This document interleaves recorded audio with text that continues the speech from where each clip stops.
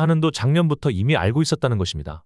하는은 이미 미국의 금리 인하가 불가능할 것으로 추정하고 있었으며 더 나아가 소비 감소로 인해 미국의 경제 성장률 둔화도 예측 범위 안에서 산정하고 있었다는 것입니다. 여러분 이제 감이 오시죠? 모두가 속았다는 것입니다. 안녕하세요, 오한마입니다. 최근 기자간담회에서 하는 총재가 이런 말을 합니다.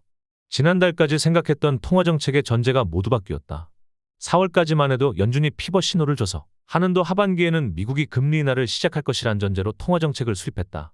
그런데 미국의 경제지표가 좋게 나오면서 연준의 금리 인하 시점이 뒤로 밀릴 것 같다. 원점이라고 표현하기는 그렇지만 4월과 상황이 바뀌어서 통화정책 방향과 물가 전망을 다시 점검해야 한다. 최근 연준에서는 인플레이션이 가라앉기까지 기존 예상보다 시간이 많이 걸릴 것 같다며 기준금리 인하 지연을 공식화했습니다. 지난 3월까지만 해도 점도표에서 3회 연속 금리 인하를 전망했으나 한 달 만에 공식적인 FOMC 결과를 번복해버린 것입니다. 그 이유는 바로 인플레이션의 재발 우려 때문이었습니다. 올해 초부터 인플레이션이 재발할 수도 있다는 우려의 목소리는 끊이질 않았습니다. 2011년 노벨 경제학상을 수상한 심스 교수부터 미국 재무부 차관보를 역임한 에벌리 교수까지 모두가 입을 모아 정부가 재정 감축을 우선순위에 두지 않는다며 결국 인플레이션이 다시 재발할 것이라고 경고했었습니다. 지금의 인플레이션은 재정 확대의 결과입니다. 언론에서 1조 달러, 2조 달러라는 금액이 자주 언급되다 보니 많은 사람들이 이 거대한 숫자를 너무나 익숙하게 받아들입니다. 하지만 그 파급력을 보면 저절로 입이 닫아질 정도로 사실은 상상을 초월하는 어마어마한 규모입니다.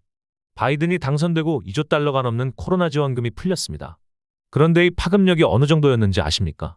재정 지출의 총부양 효과가 무려 2020년 명목 GDP 대비 10.5% 수준입니다.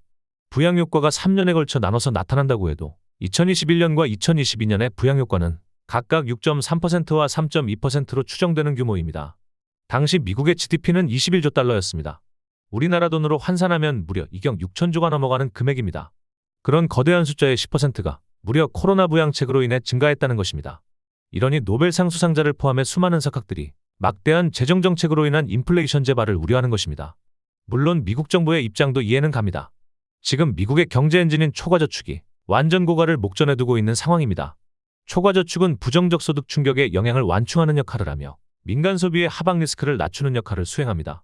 쉽게 통장에 각각 1,000만 원, 2,000만 원이 있는 사람이 존재한다고 가정해 보겠습니다. 이들이 만약 실직한다면 각각의 소비는 어떻게 될까요? 당연히 통장에 2,000만 원이 있는 사람보다는 1,000만 원밖에 없는 사람의 소비가 더욱 감소할 것입니다. 이처럼 초과저축은 소비에 있어서 지출의 기준이 된다는 것입니다. 그런데 이러한 초과저축이 지금 고갈을 앞둘 정도로 크게 줄어들어 버린 것입니다. 지금 미국 가구의 3분의 1 이상이 통장에 400달러도 없을 정도로 초과저축이 크게 감소했다고 합니다. 코로나 당시만 해도 미국 가계는 2조 1천억 달러의 웃돈은 초과저축을 쌓았습니다.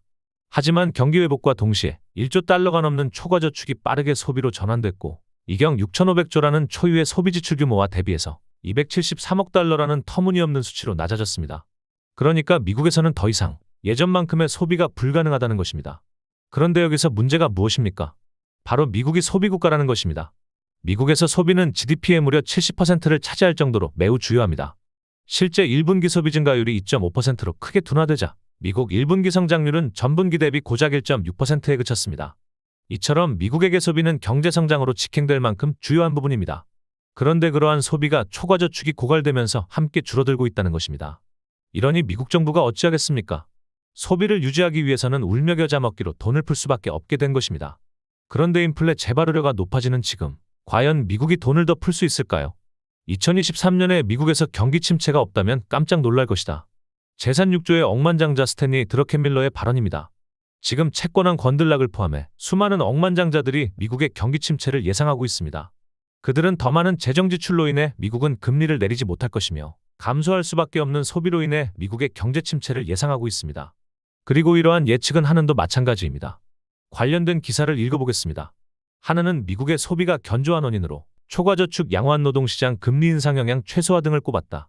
하나는 2021년 하반기 이후 최근까지 1조 달러 내외의 초과저축이 소비 지출에 쓰인 것으로 추정했다. 가처분 소득의 약 5% 수준에 해당하는 규모다. 팬데믹 기간 중 소비 제약과 정부 이전 지출 등으로 쌓인 초과저축이 민간 소비 재원이 됐다는 것이다. 하지만 초과저축을 소비로 상당 부분 활용함에 따라 가계저축률이 상당폭 하회할 것으로 내다봤다. 또한 초과저축에 의해 주도되는 소비 성장은 장기적으로 지속 가능하기 어려우므로 초과저축 감소의 경제적 영향을 지속적으로 모니터링해야 한다고 밝혔다. 라고 이야기를 합니다.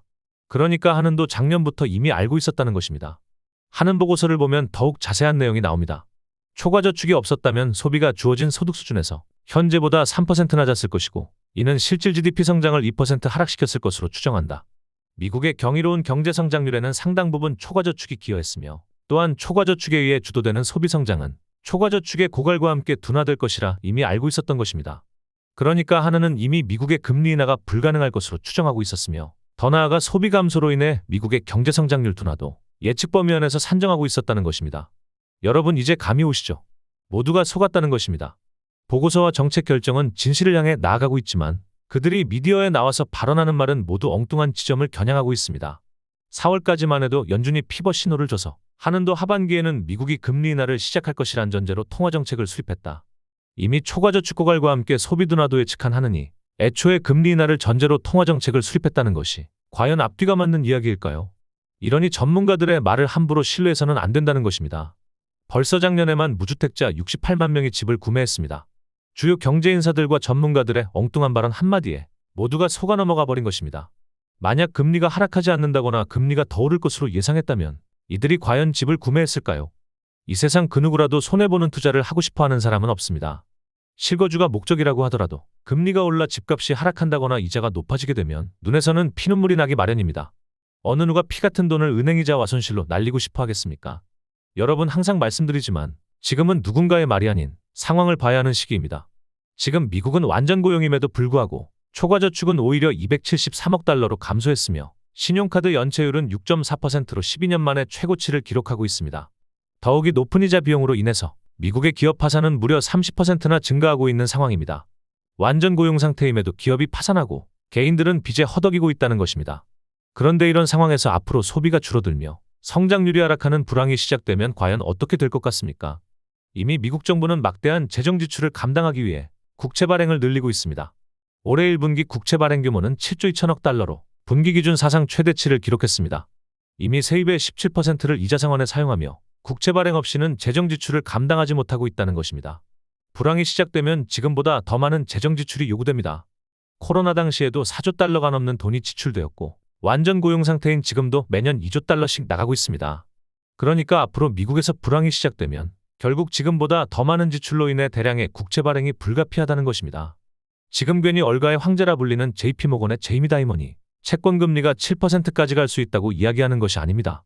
소비 둔화와 더불어 채권 상승 압박으로 인해 금리는 하락이 아닌 상승으로 점쳐지고 있기 때문입니다. 그리고 불행하게도 이런 위기 상황은 지금 부채 증가율 1위 국가인 한국을 겨냥하고 있습니다. 국내 기준금리가 3% 상승한 고작 2년 동안 한국의 가구당 이자 지출은 무려 52% 급증했습니다. 그리고 이로 인해 가계의 소비 여력은 빠르게 위축되었고 이미 기업들은 매출 감소와 수익성 악화로 신음하고 있는 상황입니다. 더욱이 불황에 대비해 돈을 풀어야 하는 정부는 세금의 7.7%인 28조 4천억 원을 이자 상환에 사용하고 있습니다. 고작 금리 3% 상승에도 나라 경제가 한계에 직면할 정도로 어려워졌다는 것입니다. 그런데 이런 상황에서 미국의 금리 상승이 본격화되면 과연 어떻게 될 것 같습니까? 미국이 기침하면 한국은 감기로 알아놓는다. 이 격언은 과거에만 적용되는 이야기가 아닙니다. 저번 영상에서도 말씀드렸다시피 미국채 금리 상승은 한국의 금리 상승 압박으로 이어집니다. 그러니까 미국채 상승 압박으로 인해 결국 한국의 대출금리 또한 크게 상승할 수밖에 없다는 것입니다. 그런데 이런 상황에서 과연 집을 구매하는 것이 합리적 판단일까요? 항상 말씀드리지만 시장이 위험할 때는 관망하는 것이 가장 좋은 판단입니다. 부디 현실을 직시하시고 나와 내 가족의 행복을 지키실 수 있는 현명한 판단을 하시길 바라겠습니다. 오늘은 여기까지입니다. 시청해주신 모든 분들 감사합니다.